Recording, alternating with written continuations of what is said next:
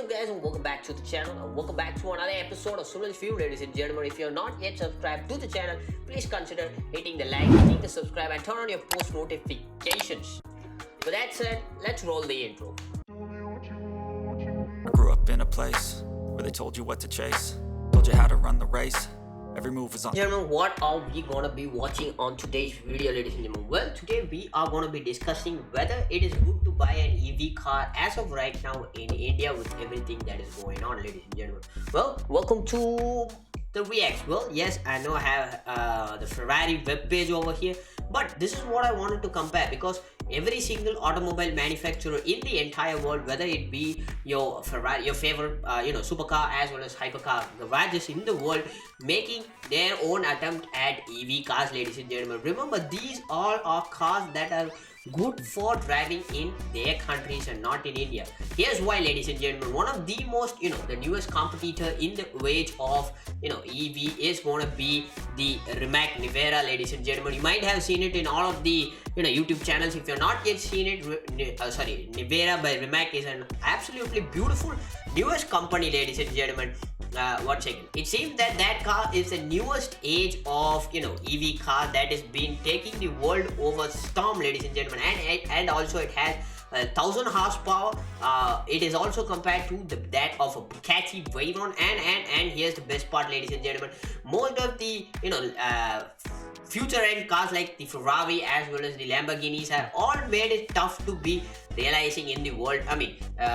In terms of the Rimac, ladies and gentlemen. Well, we are not going to be talking about that on today's video, ladies and gentlemen, but today we are going to be talking about, is it safe to buy in India cars that are EV, ladies and gentlemen. Why am I doing this topic? Because yes, ladies and gentlemen, I was in the process of buying an electric car, not for me but for a family of mine, ladies and gentlemen, and I found out the hard way how companies try to sell cars, as well as how much companies are trying their best to sell EV cars, even though they know that the EV cars are still in the development stage, ladies and gentlemen. First and foremost, let's take into what and all manufacturers are available as of right now in the Indian market, ladies and gentlemen. First of all, let's go from the smallest companies all the way to the top, ladies and gentlemen. So first and foremost, we do got the Tata, one of the largest manufacturers of cars in India. Next up, we do got the Hyundai, and the next third company is the MG, ladies and gentlemen. These are the three major companies that are doing EVs in a whole lot of another way in India, ladies and gentlemen. Obviously, you might know Tesla, but unfortunately, you also know that Tesla is not as available in India, but that's for a separate topic. Well, and also, ladies and gentlemen, Tata has the most amount of EV cars, ladies and gentlemen. As you can see on the screen right now, we do get the Tata Tigor, the Tiago, and the other car is the Nexon, ladies and gentlemen. I did have an opportunity to go see all of these three cars. I even rode it on the road, ladies and gentlemen. But let me say that cars are absolutely beautiful. I'm not going to be throwing any shade at today's any of the car company that have been explained in this video, but still I want to say some good points that maybe companies should take notice of it. Because when I went there, the only thing that was they were trying to do is sell cars to you, even though they know that these cars are gonna be run at an extreme pace equal to that of a normal combustion capacity cars. Well, I have driven a lot of miles in my country, ladies and gentlemen. I've been to a lot of different places, and I have seen to my first ever eye that none of the petrol bunks or none of the bigger places that you might know in India have have an EV station, whether it be in a local pub, whether it be a local coffee shop, or even a hotel, or even that of their own companies, ladies and gentlemen. Let's take Tata, Hyundai, or whatever, MG2, ladies and gentlemen. Why? I'm not sure why, ladies and gentlemen. And here's the biggest disadvantage of owning an EV car, ladies and gentlemen.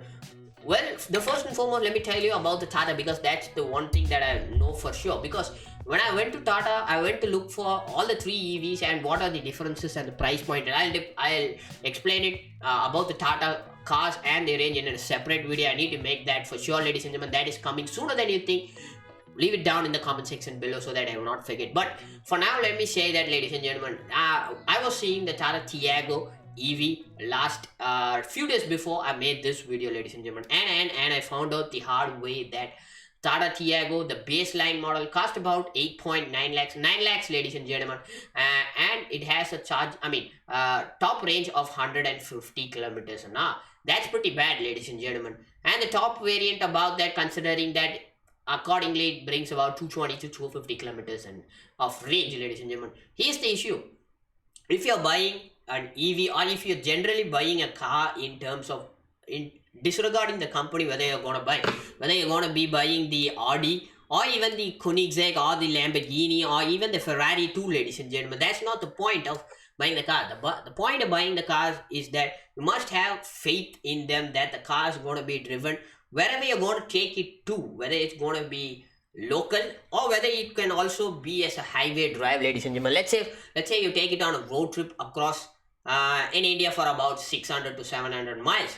That it should be capable of, right? Well, I'm not saying that these cars that they're releasing, whether it's going to be the Hyundai with the Hyundai Kona or even the other companies like the Tata Tiago, the Tata Nexon, or even the Tata Tigor, ladies and gentlemen, and also the MG ZS EV. These are all beautiful cars in their respective companies, ladies and gentlemen. No problem about that. But here's the biggest problem of it. I did ask a Tata consultant, a Tata salesman, how is the charging facility of it?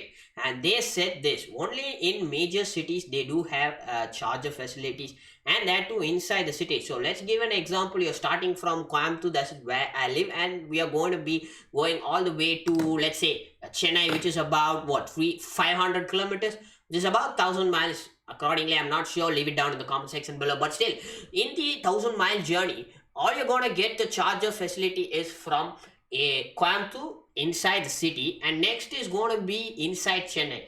On the center part of the 1000-mile road trip that you're gonna be doing, there is no single charging facility available, ladies and gentlemen. They are saying that the Tata has a new app called as Next Connect Next or whatever that is.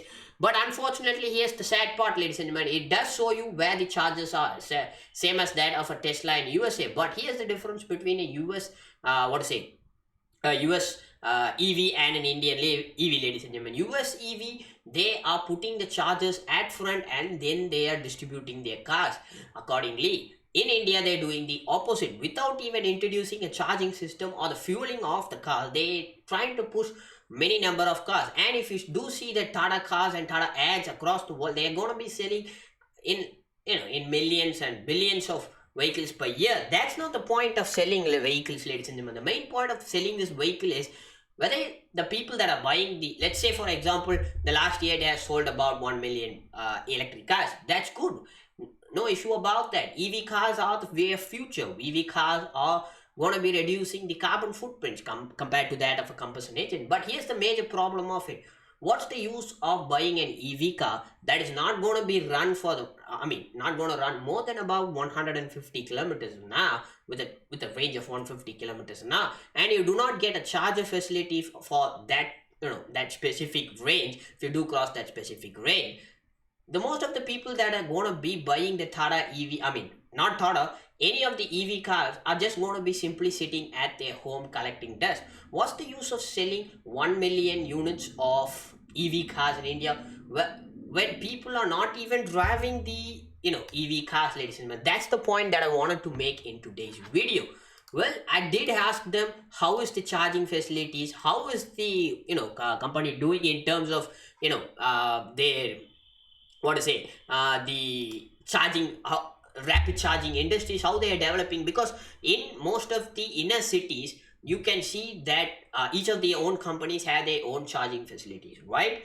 Yes, cool, that's pretty cool. They have a fast charger which lets you charge approximately 0 to 80 or 90% in about 45 to 50 minutes. That's pretty cool. No discrepancies in that. But here's the problem with that. Either the government should start involving in adding a lot of EV chargers across the planet, not only in my area, ladies and gentlemen, across the planet, India. I don't know how it is in north, but in south it's pretty bad, ladies and gentlemen. You can find approximately, in my area, you can find approximately 10 to 15 chargers at best, ladies and gentlemen.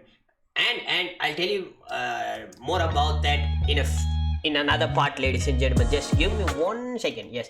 And also here's the another fucked up part about the EVs, ladies and gentlemen. And they are even the Tata engineers who you showed me the app suggesting where the chargers are. When you take on a road trip, you just put it on. You're going from here to here. It shows you where and the chargers are there. Here's the biggest fucked up part about that. The chargers that have been installed as of right now in either of the center parts on a road trip, or let's say for an example a coffee shop or a hotel, are maintained and managed by private companies, not maintained and managed by certain companies that are providing the cars, for example Tata, Hyundai or the MG. And what's that used for? Well, one of the hotel people that I asked when I went for a road trip last week, they said that, well, I needed this to boost my ego on the internet, as well as internet of things, the boost their publicity, saying that they do have EV charging. So if you do come, you have an EV vehicle and you can charge it. Well, cool. That's pretty cool. They're embracing the world of EVs. That's pretty cool. But here's the fucked up part in that too. If let's say the private company has not a sustainable market in India, and suppose in the long run that company, I mean that specific charges in the specific place, tends to go out, why can I charge it? Because the company that are installing it is not going to take care of it, and also the company that has it, that is the coffee shop, is also not going to take care of it, and at the end of the day it's going to be says at out of order. And what do you think when you're taking a EV or a road trip? You think that okay, the app shows, in the app it says the charger here, it goes there, you can see a charger but it says out of order. What is the liability between that? And you're trying to figure out what is the next charging station, whether where it is nearby or it is far, but unfortunately you do not have any charge in your vehicle to go that far. Well, this is what I wanted to tell you, ladies and gentlemen. Companies should be involved in assembling as well as setting up chargers across every single area, not only inside cities as well as inside city, but also in the outer part of the cities, ladies and gentlemen. Yes, I know I might be throwing some lot of shade again, at top range car market, but I just wanted to tell you that people who are going to be buying, and as a car enthusiast, I do love cars, I do love combustion as well as I do love sports cars and EVs. I'm not against the EV, ladies and gentlemen. The thing that I wanted to tell is, if you're buying an EV, let's forget EV and automobiles. If on a general scale, if you're gonna be buying a car, whether it's gonna be gasoline powered or whether it's gonna be EV powered, at the end of the day, you need to drive it. No problem in saving money for petrol or diesel, considering an option you're gonna go with the EV. What's the use of that vehicle which is not gonna be driven at a long periods of time? Yes, it's gonna sit there in your house collecting dust, right?